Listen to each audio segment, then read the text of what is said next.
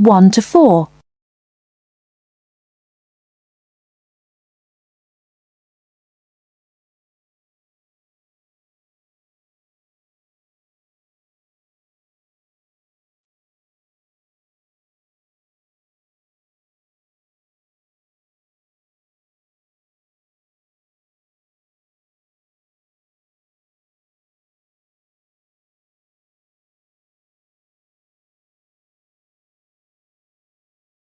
Listen carefully and answer questions 1 to 4.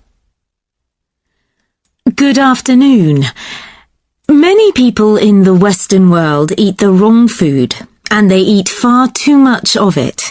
So, the topic of my lecture today is healthy eating. I'll divide my talk into 3 parts. Firstly, I'm going to define what I mean by healthy eating. After that, I'll go on to talk about why people don't eat properly, and then I'll finish my lecture with some ideas for improving the situation. Right.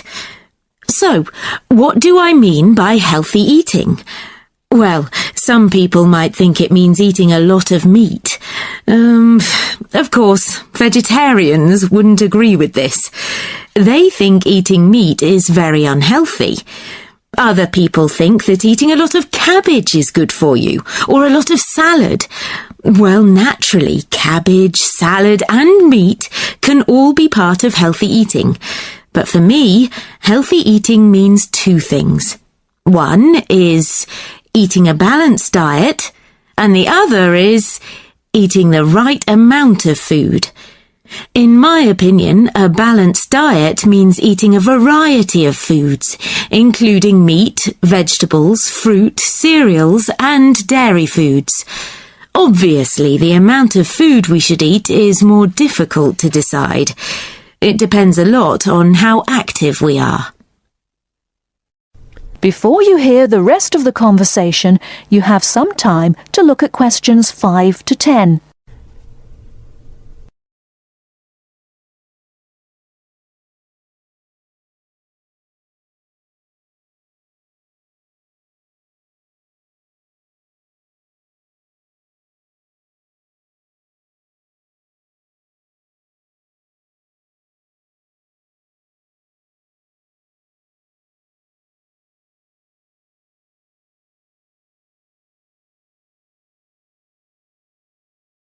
Now listen and answer questions 5 to 10. Now on to my next point. Why do so many people eat badly? Well, let's look first at having a balanced diet. To have a balanced diet, you have to plan your meals in advance and then buy the right food, and then take time to cook it properly. But these days, people are so busy working that they don't have time to go shopping, so they end up buying fast food at the last minute. Another reason people don't eat well nowadays is that it's actually cheaper to buy food already prepared in a packet. So, people who haven't got much money will buy packet food rather than cook something fresh. And a final reason why people don't eat healthily is that they don't know how to. In my opinion, schools don't do nearly enough to educate their pupils in healthy eating habits. And now to my 3rd and last point. What can we do to solve the problem? Well, I think it can be solved by 3 main groups: families, schools, and the government. To start with, parents should make sure their children have a healthy diet. Secondly, a lot of schools have self-service machines where their pupils can buy soft drinks, crisps, sweets and chocolates. I think schools should change what they sell in these machines. Another thing schools can do is make sure that the food they serve in their canteens is fresh and well balanced. And to finish, I'll briefly mention 2 of the measures I think the government should take to encourage healthy eating. One is to limit advertising unhealthy food, and the other is to spend more money on educating the public about the benefits of a healthy diet. In my next lecture, I'll go into more detail about them. That is the end of part 1. You now have half a minute to check your answers.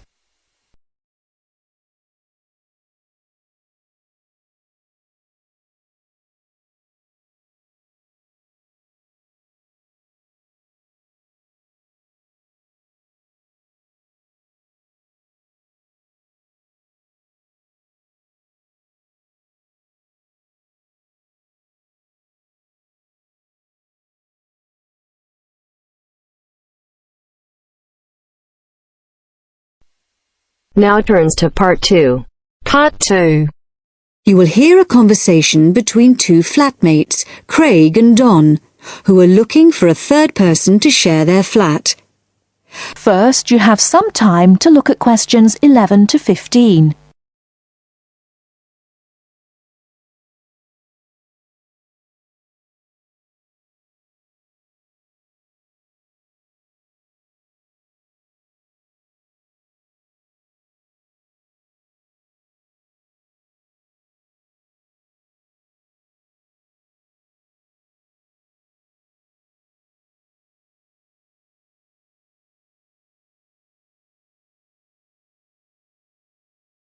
Now, listen carefully and answer questions 11 to 15. Hi, Craig. Been home long? Yeah, quite a time. Did anyone phone about renting the spare room? Yeah, we've had 3 phone calls about it. Really? Yeah. Do you want to hear about them? Sure. Right. The first one was called Phil Parrott. Uh-huh. He's a teacher. He's just qualified and he teaches sports. Okay. Actually, I'm not sure about him. He certainly sounded energetic, but he asked lots of questions about whether we smoked and what sort of food we cooked. Yeah. I mean, we don't exactly live on pizza and chips and takeaways. Well, not quite, but... But he might be a bit too health conscious to really fit in with the sort of life we lead. Yeah. And he asked a lot of questions about the room. He said he needs a big room because he's got lots of sports equipment. Well, that's okay. The room's quite big, but I'm not so sure about him. What about the second one? He was called David Spencer.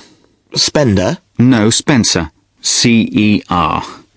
He works at Cooper Long. You know, the big company on Broad Street. He said he was a lawyer. Oh. I'd have thought in that case he'd be earning enough to rent his own place. I wonder why he wants to share a flat. Well, he didn't say. He's quite a bit older than us. He did say he's just moved down here from the north of England. He seemed very quiet, actually. Maybe he wants to meet some new people. I got the impression he was a hard-working kind of person who doesn't go out all that much. Right. But he sounded okay. Oh, one thing, though. He said he wouldn't be staying in the flat at the weekends, so he wants to pay reduced costs for gas and electricity, because he's only here 5 days out of 7. Oh, I'm not sure about that. What do you think? Well, I suppose it's fair, but it all sounds a bit complicated. Before you hear the rest of the talk, you have some time to look at questions 16 to 20.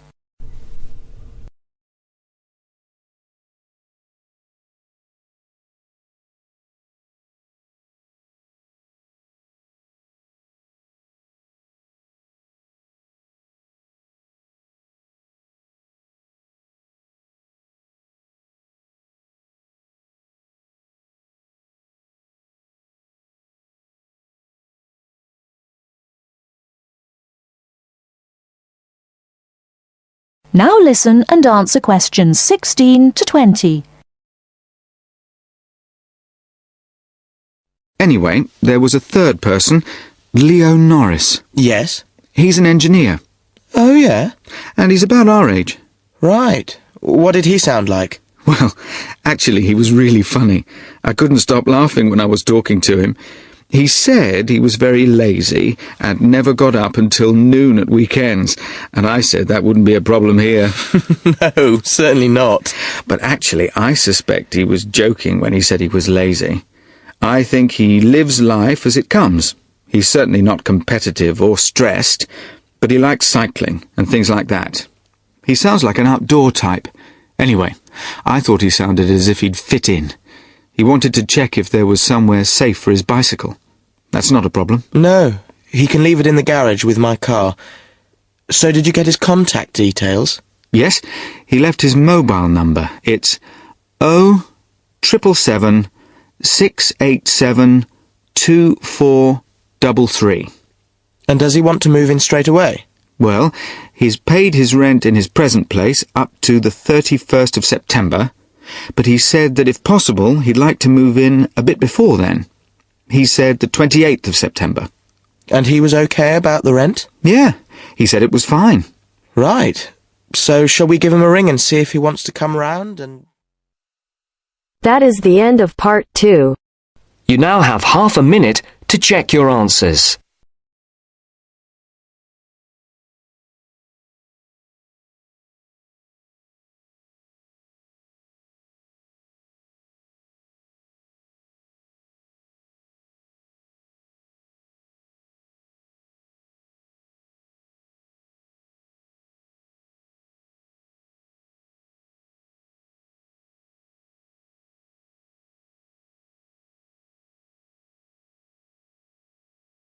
Now turns to part 3.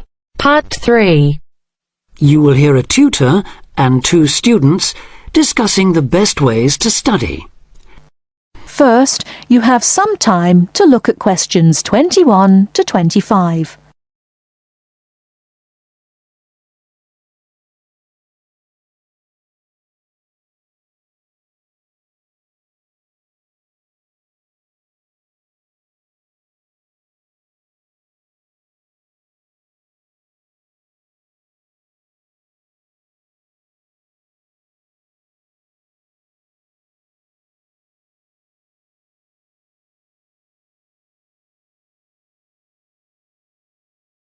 Now listen carefully and answer questions 21 to 25.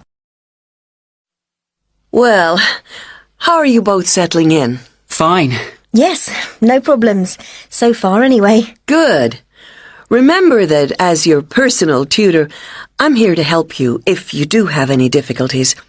Now, as you know, lectures start on Monday, so I thought we'd look at a few ways of making the most of them, especially in terms of the notes you take.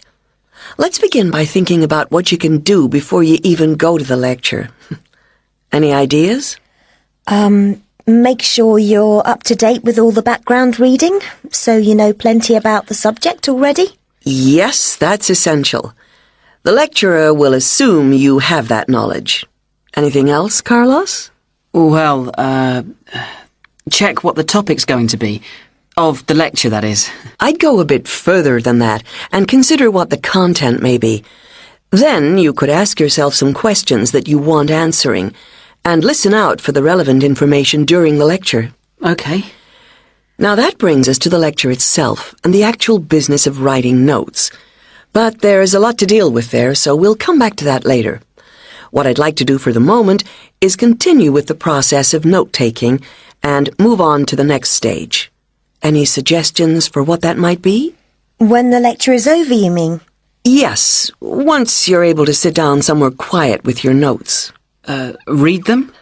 More than that, you need to make sure they'll still make sense to you weeks, months later. Edit them? Yes, that's what's needed. It's well worth spending a few minutes on it. Any missing words, anything difficult to read, things you didn't have time to jot down, now is the time to do so, while everything's still fresh in your mind. Right.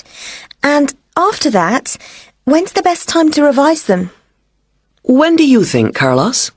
I'd say just before the next lecture, in the same subject. Precisely. That's a vital time to look at them again, for obvious reasons. But it's definitely not the only time. When should you revise them again? A month later, maybe? Sooner, and much more often than that. I'd recommend you look at them again once a week. That's why it's so important they're complete and easy to follow.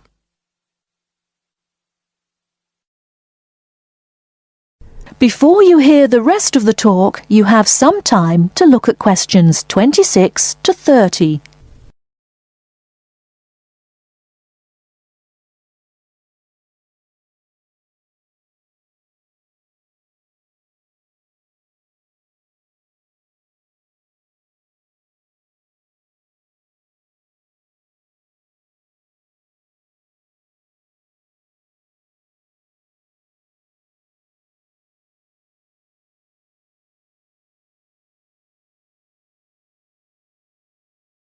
Now listen and answer questions 26 to 30. Right. Let's go back to note-taking and begin with the basics before the lecture has even started. What should you do when you walk into the room? Get a good seat, at the front if you can, where you can hear clearly and avoid distractions. Yes, though obviously others will have had the same idea, so it's as well to get there a bit early. So, when the lecture's underway and you're busy jotting things down, what should you try to ensure? That you're getting all the main points. And what if you don't catch something you know must be important? I'd leave a space. Then I could check it later, perhaps by asking a question at the end and fill it in afterwards. That's an excellent way to deal with it, yes. And there's something else I'd like to mention here. Talking about going through notes afterwards, it's absolutely vital that what you write is legible for one very good reason. It saves time. You'll waste many hours during the course if your revision is held up because you can't read what you've written. Okay, what else can we do to make listening and note-taking more efficient? Well, I always listen out for signpost words. Sorry, what are they? They're the ones lecturers use to say where they're going. A bit like a signpost at a road junction, I suppose. Things like, the first reason is, however, to sum up, and so on. Yes, they can tell you when something important is coming, and help you organize your notes, too. Is there anything else you can add, Carlos? There's something I think's very useful, but it's later, after the lecture is finished. Yeah, that's fine. Go on. Well, what I do is go through what I've written down, summing up the main points in a few words in the margin, on the left-hand side of the page. I try to use words that'll jog my memory, so that I can remember what everything's about when I look at them again. Yes, that can work very well. What some people do to review their notes is cover up their full notes from the lecture, maybe with a piece of paper or a card, and concentrate just on what they've put in the margin, trying to recall the details. Then they move the cover down a little and check whether they were right. Or you could put your main points on another piece of paper and clip them together. Instead of covering and uncovering, you just hold a page in each hand. Sure. It's down to personal preference, really. Everyone has their own learning style. That is the end of part 3. You now have half a minute to check your answers.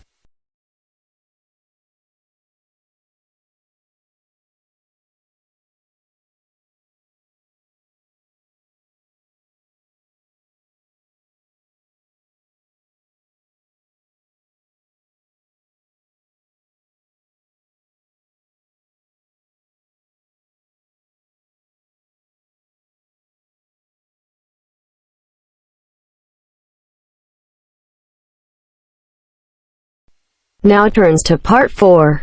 Part 4. Section 4. You will hear part of a lecture on art history. First, you have some time to look at questions 31 to 40.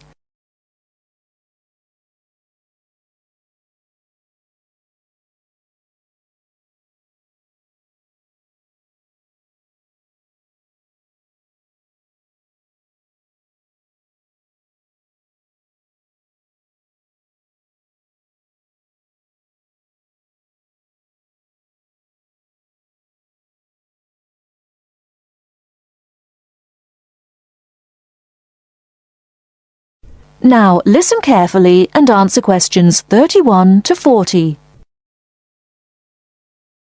In the last lectures, we looked at the art of the ancient Egyptians, and then considered the art of other ancient Mediterranean civilizations, in particular Greece and Rome. We're now going to return to Egypt to consider a set of very unusual pictures known as the Fayum portraits. The Fayum is a lush green area about 100 kilometers west of Cairo. Following the conquest of Egypt by the Greek warrior Alexander the Great in 332 BC, large numbers of businessmen and officials who had come over from Greece settled in this fertile region with their families. They gradually adopted some features of Egyptian culture, including the practice of mummification, embalming the bodies of their dead and wrapping them in linen bandages in order to preserve them as mummies. The name actually comes from an Arabic word meaning an embalmed body. These newcomers made one distinctive innovation, though. After binding the mummy, they laid over the face a picture representing the person inside. The portraits look like oil on canvas, but they were actually produced using a technique called encaustic, where the artist applies pigmented wax to a wooden board with a small spatula. The Egyptologist William Petrie, who discovered many of these mummies with their accompanying portraits at the end of the 19th century, was convinced that they were actually done in the lifetime of the subject, rather than being painted after the person's death, as had been the case with older Egyptian paintings. He felt they were very different from the traditional stylized images that had been used on Egyptian mummy casings in previous centuries, and was convinced that they were actually portraits giving a realistic depiction of the person. He pointed out that the boards on which they were painted showed signs of having been cut down to size to fit within the mummy bandages.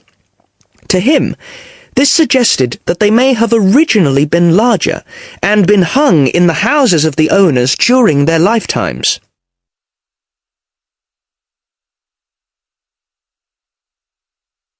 But more than a century after they came to light, nobody knew how far they were really depictions of real people, as against idealized portraits.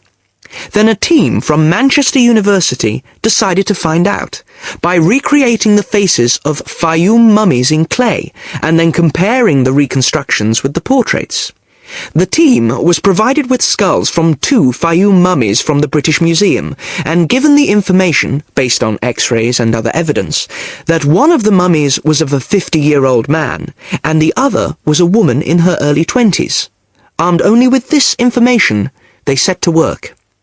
First, they created copies of the skulls. Then they used clay to build up the facial muscles in order to reconstruct what the person looked like. After weeks of painstaking labour, 2 faces emerged. Only then were the 2 portraits revealed so that the match between the reconstructions and the portraits could be examined. In the case of the man, both model and portrait showed a broad, flat face with a slightly hooked nose and a fleshy mouth with broad lips. But the man in the portrait was noticeable for his 5 o'clock shadow, the beard beginning to grow around his chin and on his cheeks. This would have been quite a recognizable feature of the man in real life, and an easy thing for the painter to copy. However, it wasn't something that the makers of the model could know about. In the reconstruction, the right eye was slightly higher than the left, and this was the same on the portrait. But on the portrait, the eyes were very large, which is standard with many of the Fayum portraits, while in the model they were longer and narrower. The portrait of the woman appeared to be even more of a standard type, with her large eyes, straight nose, and small mouth. These pretty feminine features suggested this could be an idealized woman's face, and yet it proved to match the reconstruction surprisingly closely. The proportions of the lower face corresponded, and so did those of the forehead, though in the portrait the eyes were closer together and larger than in the reconstruction. And in both cases, the head was set on a solid neck, suggesting a more powerful physique than you might have expected from these delicate features. So, overall, the similarities between the portraits and the models are too close to be accidental. The artists may have started from a standard picture, but attempts were made to modify this to reflect the characteristics of the subject, what gave the face its personal qualities. Obviously, this isn't much of a sample upon which to judge an entire genre of portraiture, but the researchers are convinced that, on the whole, the artists aimed to represent their subjects as they appeared in real life, whether this was flattering to them or not.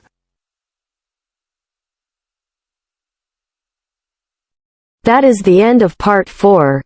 You now have half a minute to check your answers.